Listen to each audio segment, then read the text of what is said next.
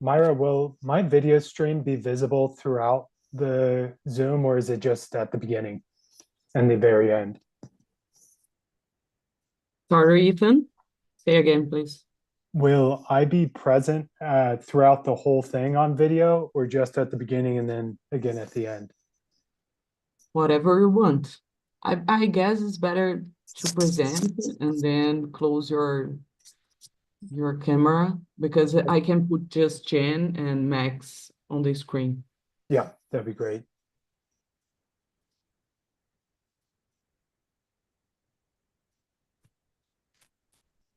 And how will translation occur? Uh, will we hear it simultaneously, or is that happening separately? Sorry? How will translation be done? Will we hear them translating, or will No, is that being transcribed? you've never used the Zoom. No. You you have to, for example, to hear in Spanish, you have to select the channel in Oh, Spanish. wow. Oh, well, I've used Zoom before. I've never used this Ah, app. okay, the translation. Okay. No, you can hear in the English channel, Okay. but actually in the original audio because it's just being English, it's just to transmission the Spanish channel. Okay. So don't worry to click in anything. Marcelo, eu te passei o host, mas eu preciso começar Marcelo is the head of communication, Mhm. Ethan. He's here with us because he's gonna help us with the transmission, the live stream. And I'm talking with him in Portuguese because he's Brazilian. Marcelo, eu te passei o host, mas eu não estou conseguindo puxar o host, eu preciso começar a interpretação.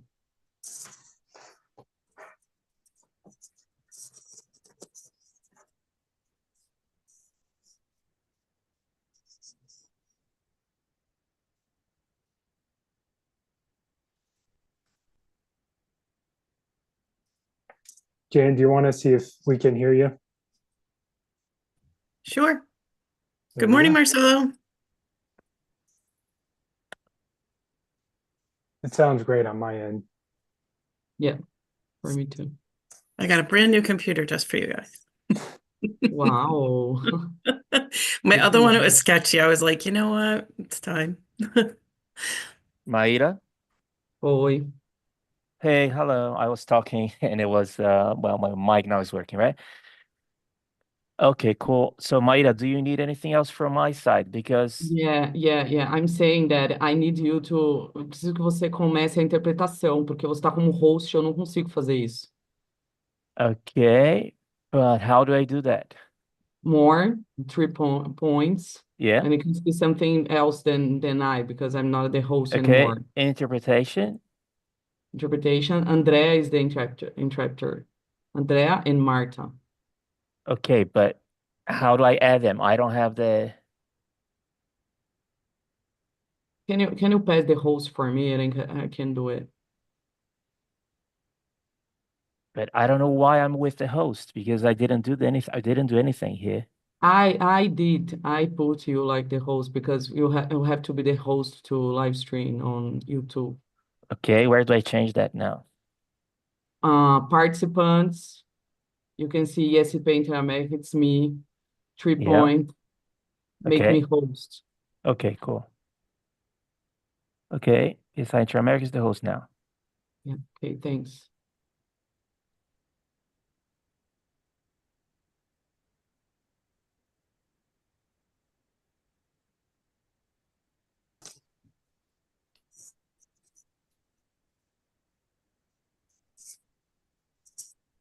Good morning, Max. Good morning. How you doing? Hey, Jan, how you doing? Bright and early on the West Coast. Oh yeah.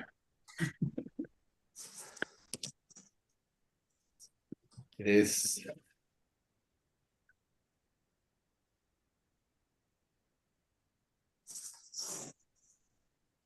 will say I was practicing my intro because I'm going to lead us in with, and it's coming on 5 minutes. So I've cut back your bios a lot.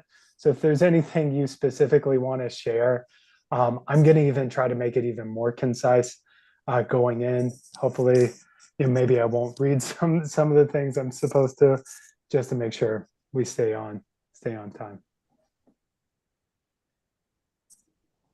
No worries. I don't even know which bio I sent you, but don't need for.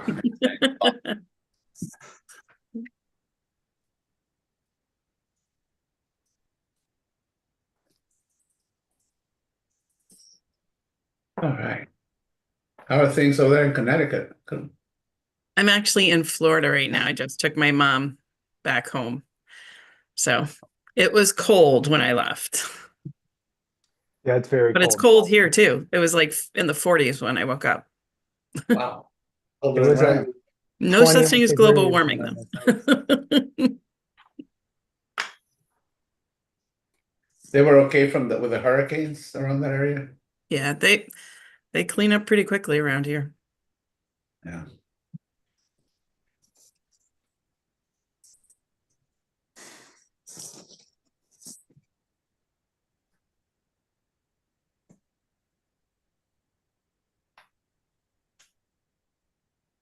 Myra, are we good on translation?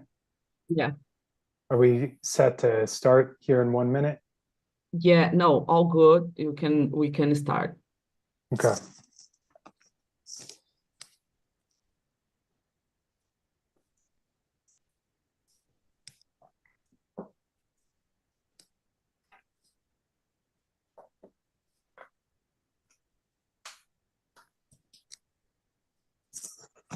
The floor is yours, Ethan. Well, let me know when we should get. Are we live? What should I do? Are we Yeah, good we for are me to go? Your life, yes. Okay. Hi, well, welcome to our affiliates and supporters abroad. My name is Ethan Young. I'm the Sub-Regional Secretary for North America for Public Services International. We are a global union federation that was founded in 1907.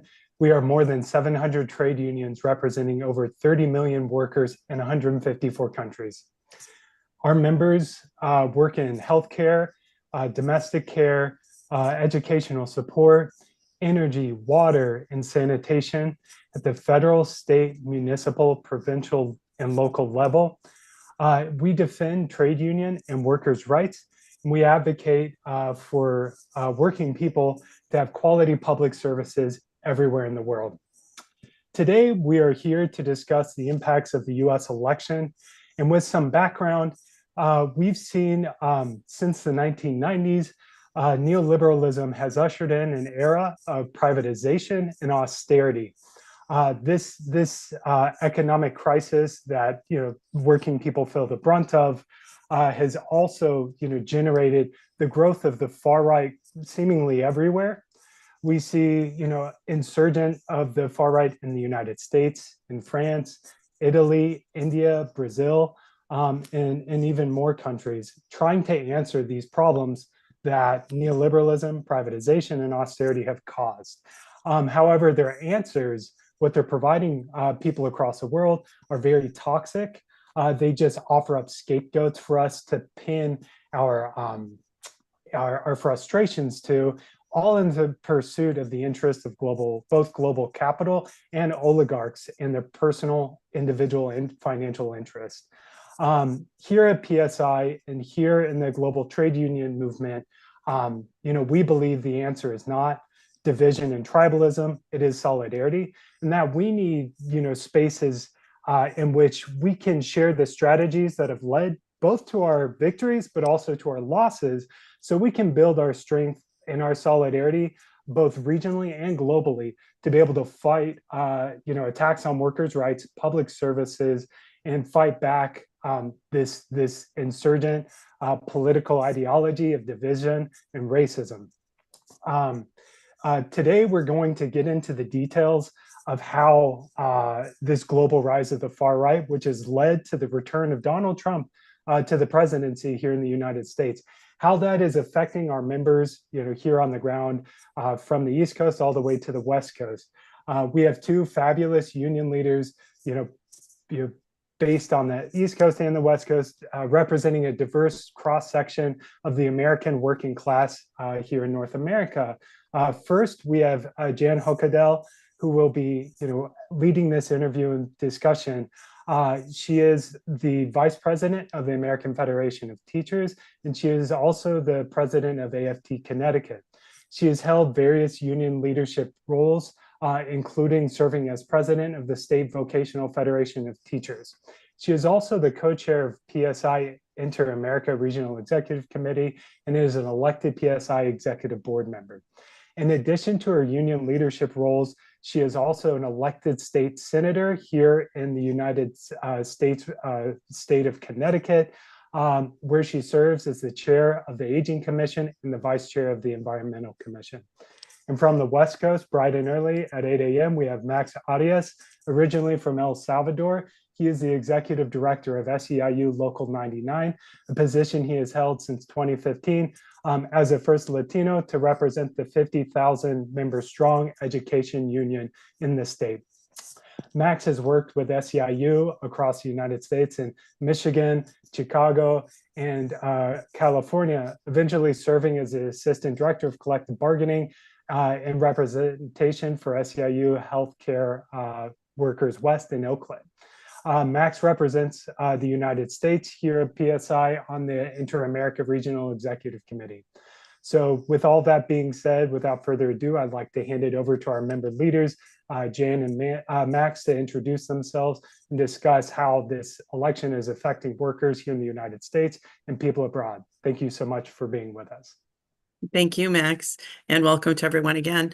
I think everyone has those events in their lives that they can remember exactly where they are, where they were when those events happen. And I think for me, one of those events is going to be when I realized that Donald Trump was going to defeat Kamala Harris. And I was actually at my own victory party after getting reelected to my Senate seat. And I just remember being shocked and shattered. And I was even more upset when I learned that nearly half of union members voted for Trump. I couldn't imagine any union person voting for him, but many of them did. And it's up to us to find out why. I was also thinking back to the Supreme Court's Janus decision. And, when that decision was announced, removing the requirement for public sector members to pay agency fees, it was thought that the membership would drop and, in droves, and that unionized or organized labor would be destroyed. But that didn't happen. Instead, we had thousands of organizing conversations with our members. We listened to what they had to say. We found out why they were agitated, and we addressed their issues. And now we need to do that again. We need to find out why our members voted for Donald Trump, because we can't make them join us on our side or, accept our point of view. We're going to have to rethink how we talk, but more importantly, how we listen to our members and address their issues again. So, Max, I think the question many union leaders are being asked right now is how did we get here? What are your thoughts? Hello, good morning, Jan, or afternoon, Alex, wherever you are. Thank you, and thank you, Ethan, for the introduction. The question, I can share with you my analysis a bit on how we got here. Ultimately, at the end of the day, it's in the United States. We have a two-party system. Not that that's the way it's established, but it's the way that it has been for a while. And any attempt at a third party has floundered. And those two parties that we have, the Democratic Party and the Republican Party, are both, their philosophy, their economic philosophy is neoliberal. At the end of the day, we know that Bill Clinton was involved in creating the free trade agreements with Mexico, et cetera, the initial free trade agreements, right, that started creating a lot of the job losses. So in that analysis, if we start thinking about it and how this economic system, neoliberal system, is based on inequity, as capitalism, it has to have always a group of people that it's going to exploit for basically no wages to be able to thrive. And we are here in the United States in the belly of the beast. This is the key. So what happened? Ultimately, people voted, with their stomachs, for lack of a better word. In the last 10 years, the U.S. has experienced serious inflation. It went up from around the 2%, and during COVID, it went all the way up to 7%. Inflation is not just that's just part of it's just part of the problem, that the prices are so high that, for example, here in Los Angeles, in one of the richest areas in the world, there's 75,000 people living on the streets, no homes, nothing. That is what's led. On top of that, the wages and the compensation for people have just not kept up. Not only have they not kept up, but proportionally they have gone down, given the prices have gone up higher in proportion than wages have gone up. So people are struggling. Then comes COVID. COVID hits, and COVID has an interesting effect in the United States, in that when COVID hit, the president was Donald Trump. I remember the moments you talk about, Jan. I remember the first time he got elected and where I was in the living room, and I remember the second moment as well, when he got elected. As COVID happened, there was a force basically kind of, the government had to by force provide kind of a safety net. And I said kind of a safety net because it wasn't a complete safety net, but workers in the United States that had been experiencing unemployment insurance so low that you can't do anything with it. And no support for if you're going to be evicted because you don't pay your rent, well, you end up homeless. All of these things, during COVID, there was a softening of that. All of a sudden, the unemployment insurance were robust. The government sent checks to workers directly. Donald Trump himself signed the checks that workers got, et cetera, right? As well as protections from not being kicked out of your house, et cetera. We experienced this at the same time as workers were experiencing deep trauma, especially the workers that we represent, essential workers who are out there caring for society, right? After this happened, all these protections went away when Biden was the president. Biden won the presidency in 2021. These protections went away, poof, like nothing. People kind of had a memory that they felt, and there was a perception that they felt that they had been better economically under Donald Trump. Furthermore, Trump never stopped campaigning. The rhetoric of hate and division was right to keep exploiting the divisions that exist and to keep exploiting the fact that people are struggling. And furthermore, one more quick analysis is that as we were doing this election, people were struggling and they're still struggling. What do you tell the person that has 2 to 3 jobs and nothing has changed for the last 20 years for them?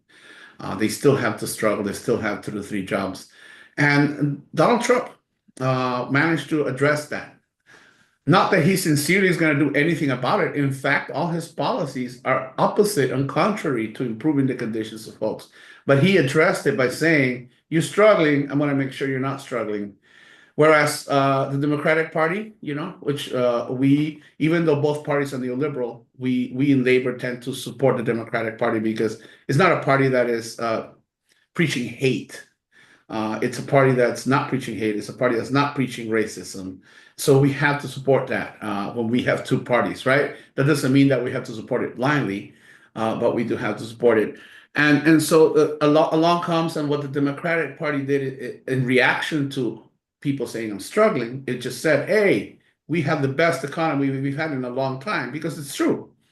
As far as macroeconomics, inflation rate has come down significantly, but people are not feeling it because people are struggling. So when you hear somebody tell you, you know what, I'm going to lower your taxes and I'm going to put tariffs, even though we know tariffs are opposite to what we need to achieve, people start thinking, oh, well, at least, they're addressing. So there is a problem. There is a lack of a shared analysis and understanding as a working class here in the United States, who is holding us down and who are enemies. And I think it's important for us to start addressing that. So I could keep going on, and I'm sure you can keep going on, because it's a myriad, multiple issues. I mean, this is a nation of 300 million people, 51 states, and it's just, it's myriad of issues, but those are just some of the basic ones that I think happen. Thank you for that. And, I was thinking that the path from Barack Obama to Donald Trump wasn't a simple one either.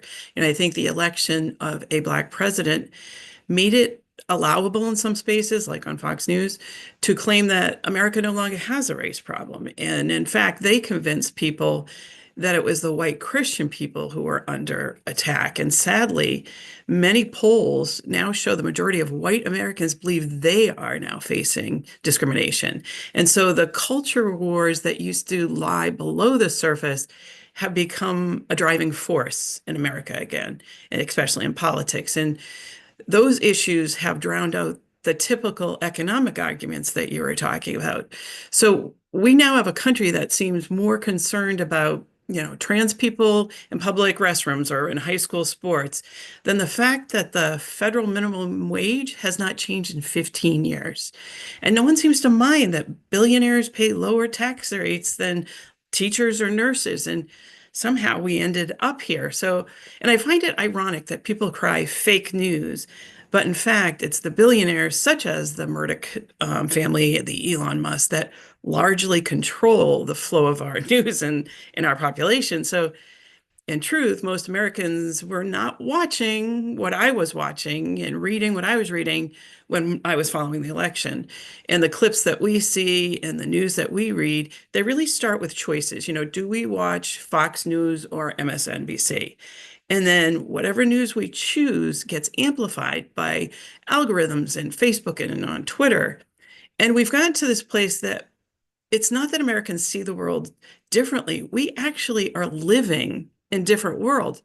So Max, the question is, how do we as union leaders, how do we break out of those silos? And how is labor reconstructing its communications with its members in working class communities post-election? Before Jen, I'd just like to add one. I appreciate you bringing up Barack Obama and the racist element that exists in the United States. This country hasn't grappled with the problem that we live a neoliberalism that is a racist neoliberalism based on exploiting ultimately Black people and also immigrants in this case. And then the other element, just to add before I go on, is that Kamala Harris is a woman. And I think that had a lot to do with it. We still live in a society that's pretty misogynist, and we still need to keep, in which women make less. Like here, education workers we represent in Southern California, we represent our support staff, of course, and it's mostly women. And they have been forced to live on very, very little for a long, long time. That's why they had to strike in 2023. Same with family childcare providers and care workers, is the majority is women, and those jobs are underpaid. So it's just a society that we have to keep fighting to. But I wanted to just add that element that I think is important here. About how we are as unions, well, I think it's very important to think about, and I know pretty later we're going to talk a bit about Project 2025, right? But what's coming at us right now after this election, there was a lot of lies and misinformation, and as you shared, and a lot of lies said by Donald Trump of what he is going to do and achieve, right? And I think it's important right now to reset as unions our communication with our members. One, I think what you said, Jen, is very important. We have to act as community. We as a society have stopped acting as community. It's a very individualistic society. And I have heard you, Jen, a few times mention that we have to start reverting that. So one, it's important to start creating those spaces for our members, virtually and in person. I know after Zoom, we stuck to a lot of virtual stuff, but I've just really felt that there's no substitute for these in person. We also have to re-educate ourselves and understand how and why is it that the economic system society is holding the majority of us down, Black, brown, white.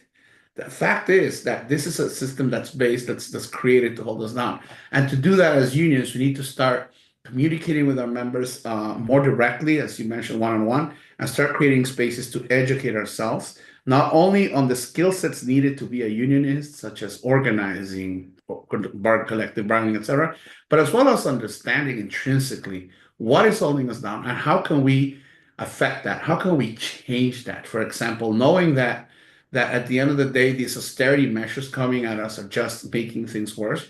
How do we revert these things, right? One example, PSI is very adept at talking about fiscal policy. We have to create a progressive fiscal system. And that's what we have to face the Democratic Party to start doing, to start thinking about changing systems. So we need to communicate with our members like that. And we also need to continue to organize, not only internally, but externally, right? And when I mean internally, means the current members that we represent, externally, those members that are not yet union members, that could be union members, whether it be new industries and or current, bargaining unit members. So we need to organize, and we also need to continue to ramp up militancy and activism within the United States, along with the education and understanding how our rights are being affected, how this current government is coming after a lot of our rights. Then once we understand it, we also need to have a plan and understand how we're going to fight back. In the United States, over 50 states, as we know, not every state has the same rights. There are states in the southern part of the United States, such as Texas, just I want to say the name because everybody knows Texas, in which people don't even have public sector workers don't have a right to actually have collective bargaining. In other states, workers don't have a right to strike. So it varies by states. Where we do have the right to do so, like California, in places in the East Coast, we need to exercise that right to actually remind ourselves what is our power. What is our power as labor?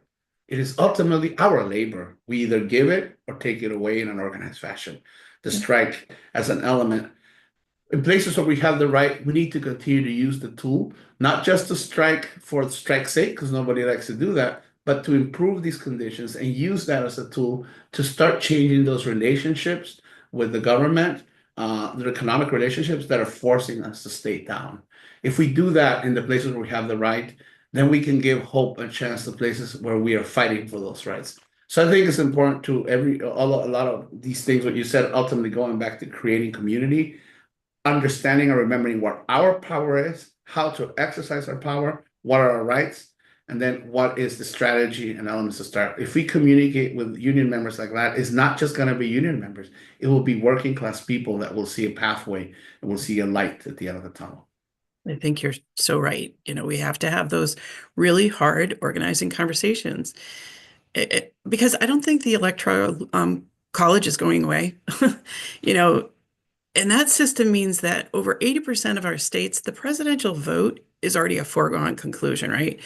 It's true in Connecticut. Even though Trump did better than he did in 2020, he still lost by 15%. And we knew that was going to happen.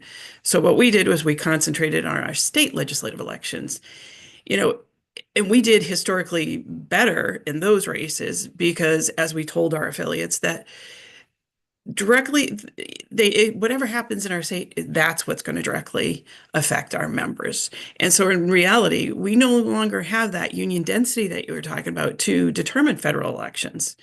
And if you look at that electoral map, you see, the South, which almost has no union presence, they overwhelmingly voted for Trump. And the Northeast and the West Coast, that's where our higher union density is, and that's where Harris carried those states. So it ultimately broke down into the upper Midwest, right? The Pennsylvania, the Wisconsin, the Ohio, and the Michigan. And those are union states that voted for Trump. But I don't think we can call them union states anymore because none of them even have that union density of, I think it's 13%. So we have to do a better job organizing. And so with that in mind, aside from the union side of it, how do you think the Democratic Party is going to reevaluate its messaging and their strategy post-election? Well, I really hope they reevaluate it, but I think as you and I, Jan, are not going to sit around and just let them reevaluate on their own. We're going to have to force them to reevaluate. So if the Democratic Party is going to be the party that really has to start thinking about, I think, in my opinion, what I just kind of said recently, it's like, how does it effectively start changing the rules? Not only the rules so that people can do better, like creating a friendlier fiscal system. How do they, when they have a trifecta in a state like California, the Assembly, the Senate, and the governor are all a Democratic Party. Why do we in California have such a high homelessness problem? This is the richest state in the country. It is actually, if it were a country, alone California would be the 5th largest economy in the world. And yet we have such a horrible problem, right? So I think in places that Democratic Party has to start rethinking how it acts in places where it has power and really starts to start changing the rules, not only the rules to create economic conditions, but the rules to allow people to form their unions. Because the rules in the United States to form unions are rigged. There's a reason. It's not by chance that we are at around 14% unionization rate in this country. That's not coincidence. It's by design. It is a weakening of the laws that has been progressively. You heard Jan speak of Janus, the case in which they created the conditions so that there are no agency fees anymore in the public sector, so we're all right to work statewide. So the Democratic Party needs to start showing that it's willing to start doing those two things in the states. They're going to start in states, municipalities, and then has to really have a strategy to start winning local elections, the things that the Republican Party has done for decades, because it doesn't seem at times that the Democratic Party has a plan that's long term. So I think it's important to start seeing. I'm going to use the word humanize the economy, bring the economy instead of saying socialize. Because some people, you say socialize the economy, you lose them. They think socialism. Let's think about humans. Humans as the cost for the economy. There's a reason why we pay our taxes is so that we all human beings can be okay. Go back to the social contract. So we need to start seeing the Democratic Party act like that. We also need the Democratic Party to start talking and listening. I think Jan said it. Yeah. Listening to workers and directly addressing concerns, not glossing over them or saying, hey, why are you saying that inflation is awful for you if the economy is the best that it's been? Not saying to workers, we have almost full employment, yet all those jobs are pretty bad. They don't pay anything and there's no benefits, right? We want to see a Democratic Party that is truly advocating for healthcare for all, for example. That would be a big boon. So I think I just want to reiterate, it's important specifically in places where the Democratic Party right now has control, that it is really truly willing to start changing the rules, changing the laws to improve the lives of people, and is really willing to listen and communicate and talk and act and organize together with workers. So, and I know we're not going to stay and with our arms crossed, just waiting for that to happen. We're going to have to push for that. Yeah, we have our work cut out for us. As you said, I'm really surprised more people don't see the benefits of being in a union. When you look at the wages, the health care, the pensions, that's kind of surprises me. I was also really surprised that, when we read about Project 2025, that didn't seem to have very much traction with people. It made me really afraid, but the average person, I don't think, saw that. So for those people that are listening that don't know, Project 2025 is, I think it's 966 page governing blueprint, if you will, which removes all the guardrails that protect our residents from corporate exploitation.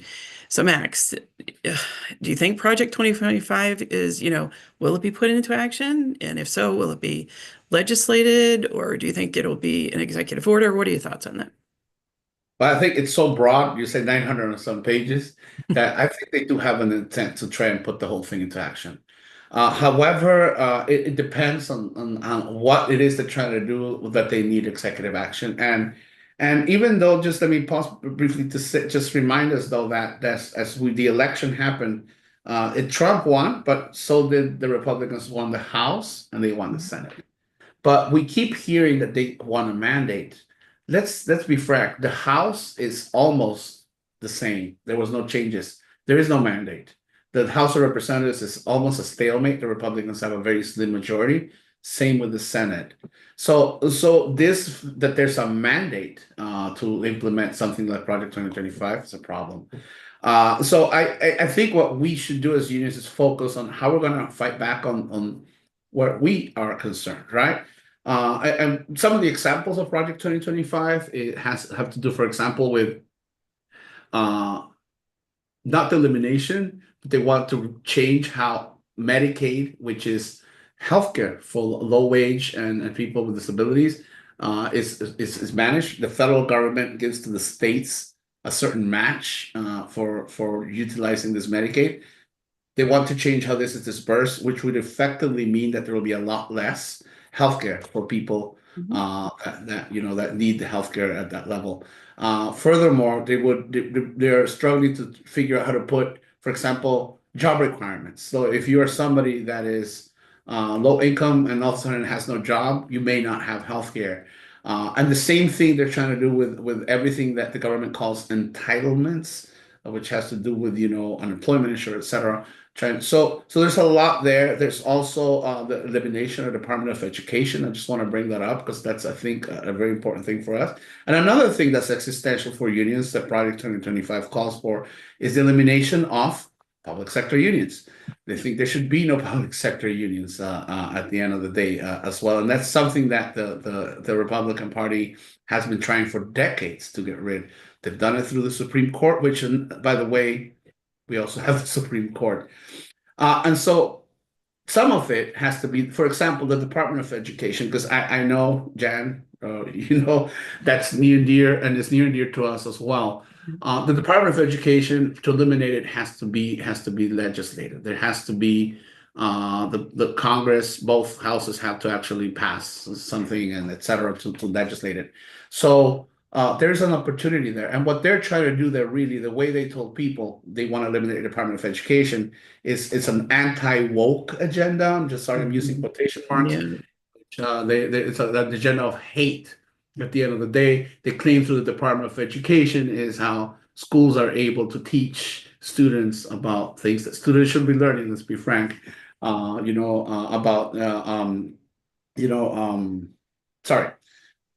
I got that's my train of thought. So anyways, so that is it. So by the Department of Education, I think there's going to be a rude awakening when even Republican voters, the voters for Trump, realize that what's going to happen is going to affect all the children with disabilities.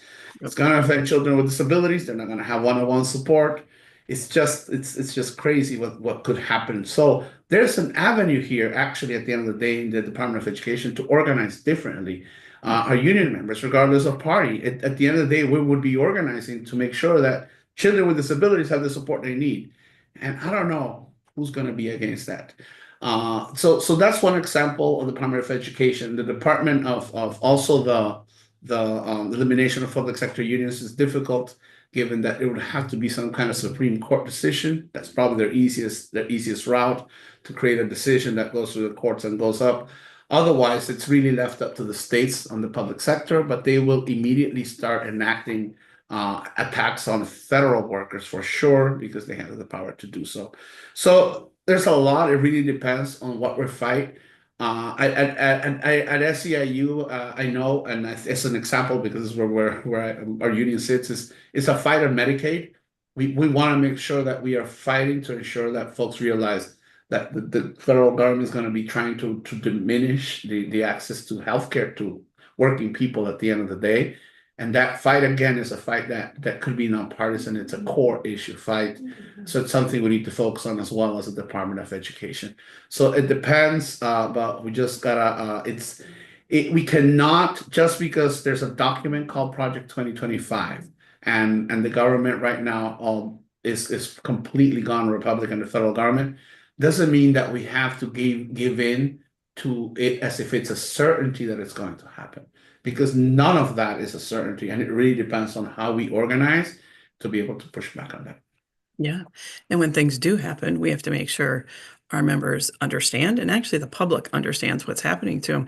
I was really surprised that more people weren't talking about the tax reform inside of Project 2025, right? Because it talks about passing tax reform legislation that could raise taxes up to like $8,000 a year.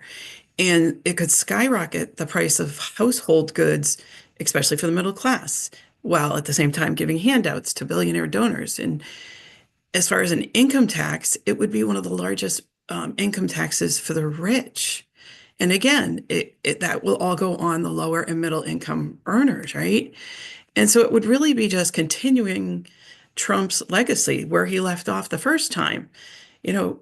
We could possibly have the worst job record since President Herbert Hoover, helping billionaires pay less taxes than the working class for the first time in history, and creating new incentives for companies to ship American jobs overseas. The government will be stripped of its resources and the ability to protect people and the environment. and corporations and the ultra wealthy will just have free reign to do what they want. And I'm really afraid that our minority and vulnerable populations will have their protections removed as well. You mentioned SEIU at AFT. We're comprised largely of public employees, healthcare workers, and public school educators. And as you mentioned, the healthcare system in the United States is already a disaster, and it's probably going to get worse. You know, women's healthcare rights, reproductive rights are on the minds for many of us. You know, we already had, you know, especially rural areas where there's little access to hospitals and doctors, and especially in Connecticut, we're seeing these hospitals in specific areas where they're Black and brown communities, that they're shutting down things like maternity wards. And this is just going to continue because it solely focuses on profits of the healthcare industry and not the people that they're serving, right? And as you mentioned, we can expect Medicare and Medicaid to be rolled back. So access to healthcare will be determined solely by, you know, can you pay or not? We're in a sad state of affairs, I think. And as you mentioned, public education could possibly become a thing of the past. You know, Republican states such as where I am right now, Florida and Louisiana, they've already enacted large transfers of public dollars to private education companies in the name of parent choice. And these results have been disastrous for children, but really highly profitable for corporate owners. And we can expect more states to follow in that path. You know, as you mentioned, the proposed elimination of the Department of Education, my poor dear friend, Secretary Cardona, all the work that he's done, you know, under Project 2025 simply could go away. And again, you know, the ban on public employee unions, you know, allowing loopholes for employers to eliminate public employee unions, even in the middle of contracts. It could allow states to actually ban labor unions altogether. And it might allow the elimination of overtime protections and ignore the federal minimum wage. It's going to allow employers to just retaliate against the union organizing that we're going to have to do. It's just sometimes the outlook looks very grim to me. But switching issues for a moment, an issue you mentioned, and I find very disturbing, is, you know, what's going to happen with immigration. Even though two of Trump's wives, you know, immigrated to the United States, he demonizes and dehumanizes immigrants, calling them animals, and they're poisoning the blood of America, and, you know, reviving that Nazi rhetoric and the lies he told to people that they just seem to dismiss, you know, like the one, immigrants are eating people's pets. I mean, that was just completely frightening. So Max, I guess the question is, you know, how is labor preparing to protect these immigrant communities? Yeah, immigration, that's another where Project 2025 calls for the elimination of homeland security and the militarization, basically, of immigration. And, you know, we've been here in the United States before, during the suits. I forget the 30s one, where there was like, anyways, so look, I think that, again, it's a reaction again to understanding. Donald Trump understands people are struggling and just knows how to demonize. This is a proven tactic that fascism has used for a long time. And the fact is, here in the United States, immigration is the immigrants themselves are a dynamic driving force of the economy. Which there's a myth that they don't pay taxes. Actually, they do, but you know, if you're undocumented, you just don't get any reimbursements. You just pay more taxes in proportion than others. And so how are we preparing to defend? Well, we did it through the first Trump term. This is going to be a more difficult endeavor, given that, you know, he's more cemented and has the Supreme Court, etc. But one thing we have to do, one is education. Yes. It's a lot of it, educating our members on knowing their rights, and in general, workers, right, that want to participate through the union. First, knowing your rights, supporting workers in scenario planning, which is so sad that we have to do that. But that is what we're facing. We're facing a potential militarized deportation machine, in which they're planning to raid workplaces, etc. And I'm sure they're going to create some shows, for lack of a better word, for us to watch, in which they're going to go and do some large scale deportations. So we have to do that. And these plans for members include, for example, for workers knowing, and this is a very sad scenario because we work in schools. What happens if a child's in school and the parents get picked up by immigration and then the child is left there, right? So making plans for contingencies such as that. Schools themselves, what happens is they finally decide to go into a school and start figuring it out. Also, we have to educate and support our members that may be here on the DACA and or TPS that they may be working a lot in the state. So there's a lot, but that is the other thing, of course, is continue to educate the public. But what is important, I think, is to continue our efforts to humanize immigrants. I'm an immigrant, as you heard. I'm from El Salvador, and I got my citizenship in 2019, right when Trump was president. Actually, it was kind of surreal. And what I mean by humanize is we hear the arguments even from our so-called our left, or that the reason that we shouldn't deport immigrants is because who's going to do our jobs, who's going to pick the vegetables. We have to go beyond that and think about these immigrants as human beings, not as a resource to exploit, which is what we see it. We normally hear folks, our prices are going to go up if we deport the immigrants. Well, is that really the only reason why, or is it because we cannot be treating human beings such as this? I think once we start humanizing and sharing the stories, even those people that voted for Trump, that are believing things such as like immigrants eat my pets, start seeing that human being that has the same values, family values as themselves, even though racism plays a big role, and that is a problem, but we need to continue to combat. It's important to start seeing them as human beings, because if we start seeing them as us, as human beings, we immigrants are the same, then there is going to be a lot less hate. So I think that's important for us to continue to do. Prepare, provide resources, legal resources, work with community partners, etc., to defend ourselves, and start thinking long-term as labor and left on changing our immigration laws. We're always have a short-term analysis and a fight for immigration reform, and immigration reform is not a short-term fight. It has to be a long-term fight.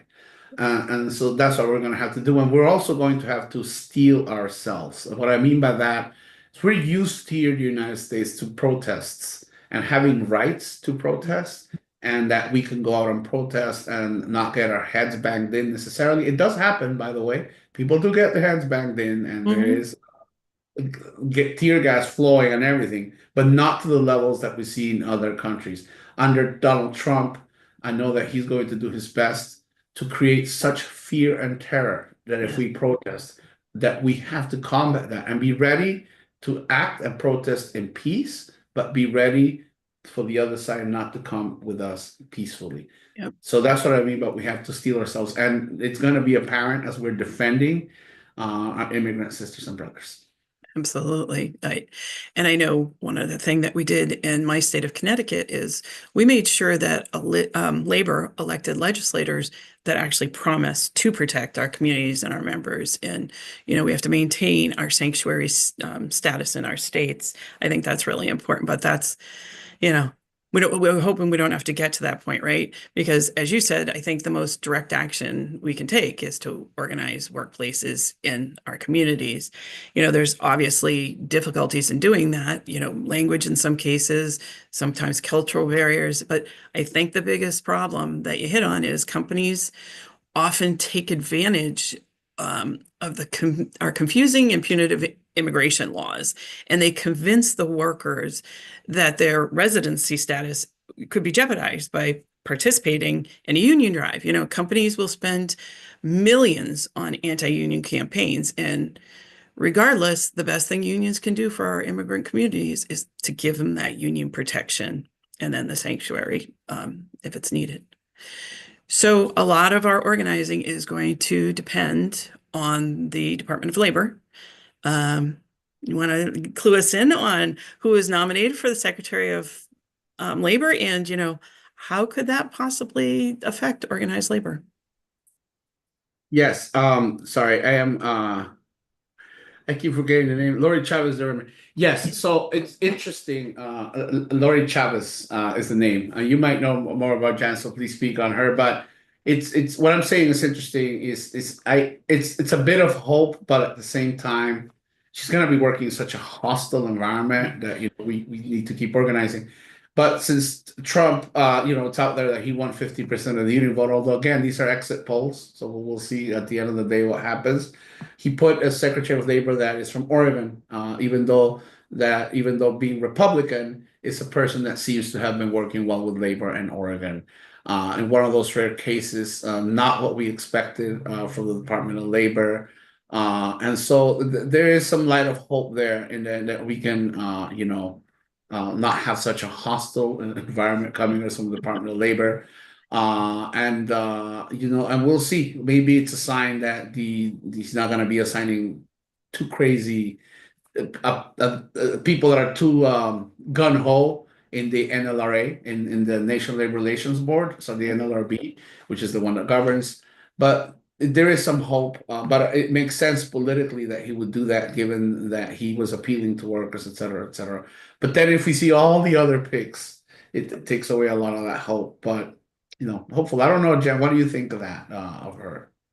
Well, I am a little leery because she is currently a Republican representative, but she is surprisingly not terrible. She was supported by the Teamsters, especially their president, Sean O'Brien, who controversially did not endorse either candidate in this election. But her labor record is far more worker-friendly than anyone really hoped for.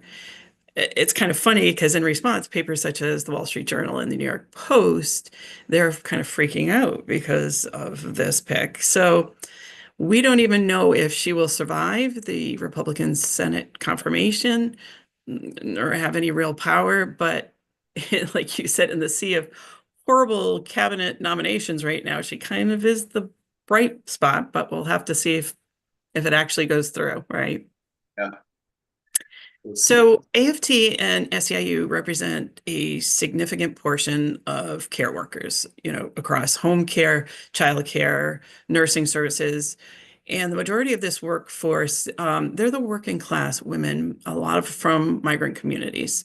And these workers are on the front line, especially, during COVID, which worsened their burnouts and affected the staffing levels. And now they're facing potentially further disruption and instability. So how are you planning to keep these workers engaged and organized in the movement, especially over the next 4 years? And how can the international union movement support this?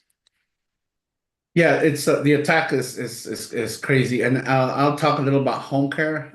In that during the first Trump administration, I don't know if you're aware, he was trying to make a rule change. And I'm sure Jan, you're aware of it, but our listeners, is trying to make a rule change in which it would then make it unlawful for any dues deduction to come out of the payroll when you're actually a worker that is working in the Medicaid system or Medicare system. And so what that will do effectively, given that most of our unions depend on payroll deduction, it will decimate the one movement, right? So that's one direct potential connection that could happen. But I think it's important right now, again, to remind our members that this is the opportunity to organize loudly and to educate the public. And what is it that we do? Education, care workers, home care workers, family childcare providers. They are vulnerable because we depend a lot on federal, specifically home care workers. They depend on Medicaid, which we just talked about is potentially going to be decimated and or completely revamped. I don't know if eliminated, but changed around. And a lot of the childcare providers, a lot of them depend on Medicaid to actually have healthcare. And the families they serve, which are low-income families, depend on that as well. And so it's a lot of threats. How are we organizing? Look, I want to give an example because I think that's the easiest way, and I'll talk about California because this is where I organize with them. We represent in 2020, 40,000 family childcare providers in the state of California, mainly Black, brown, immigrant women. who were basically making no money and caring for the children of California, organized their union under Donald Trump. Donald Trump was the president at that time. They organized their union after a 20-year fight in a democratic state that forced them to have a 20-year fight just to organize their union. So if we think about, we are used to fighting, whether it be a Democrat or Republican, that we are fighting somebody. Here in California, we're fighting, it's a democratic institution in the state, the governor, et cetera, that even then, we had to fight for everything we have. But we stick with the Democratic Party. Again, I just want to use this opportunity. Why?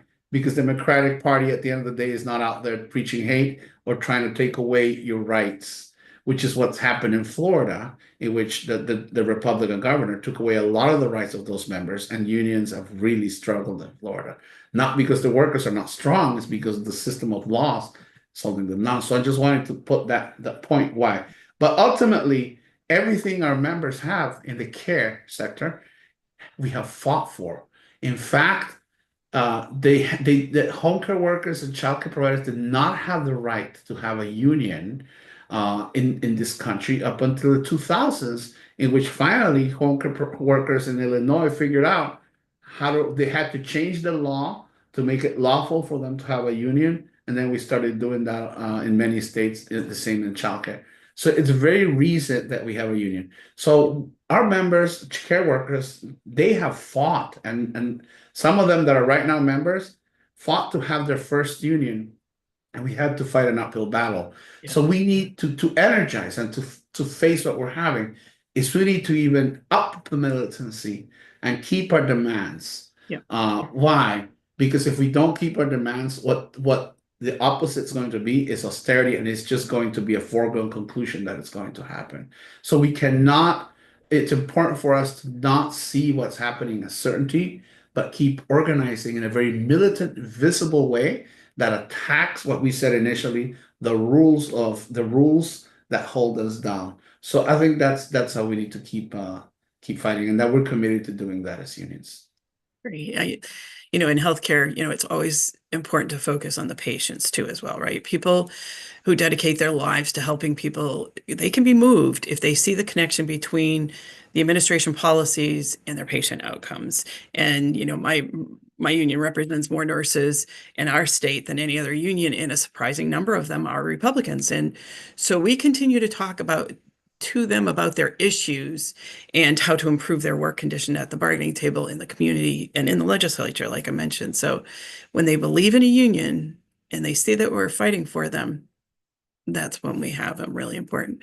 So very quickly before we conclude, what can PSI affiliates abroad, the trade unions in general, what can they do to support the struggles that we expect to have in the United States? All supporters welcome to start there. And I think one is I think it's important. Me, as having lived outside the United States for half my life, I remember seeing the United States as a monolith, in which everybody was probably doing okay.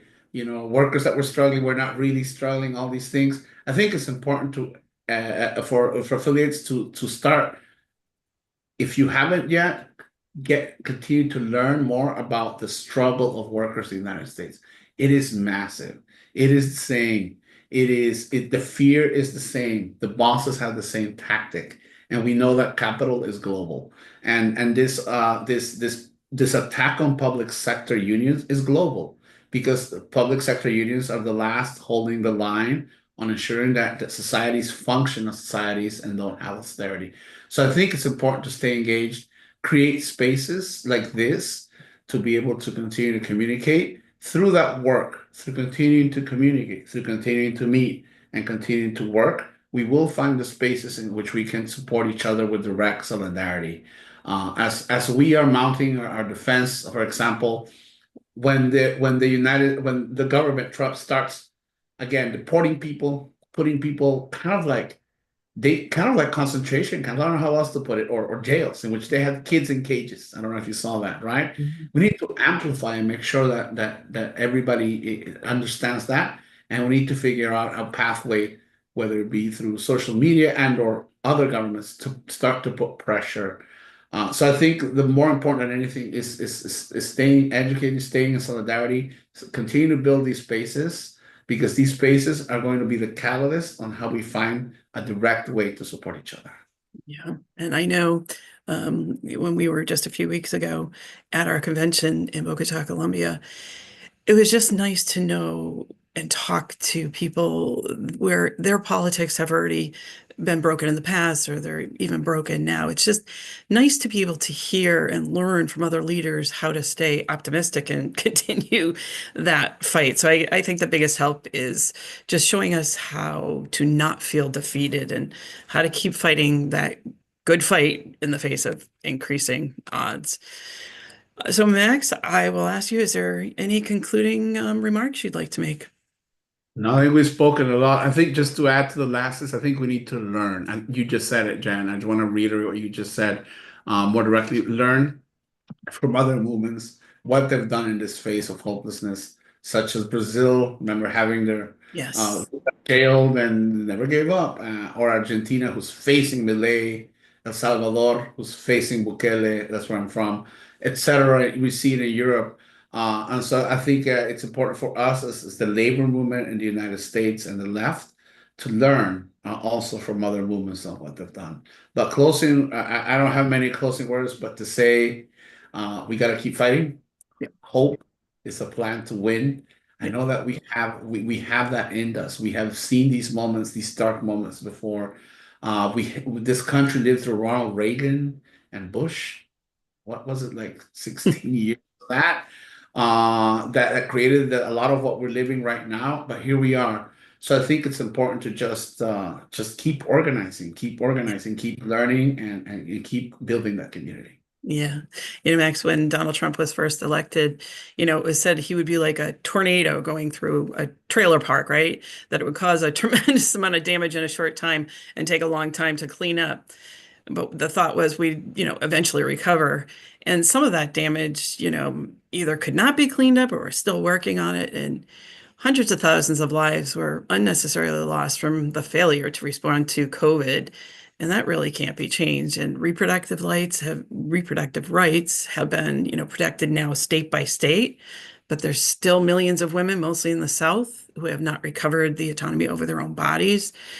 And now another tornado has just hit, and the damage will be even greater because the recovery from last time was not complete. So, but as you said, we cannot afford to be discouraged and give up. Instead, we have to do what we can to limit that damage and start planning for the next recovery now. And as my president, Randi Weingarten, says, we'll continue to fight for common sense solutions to make sure our members, their families, and our communities are treated with respect and dignity.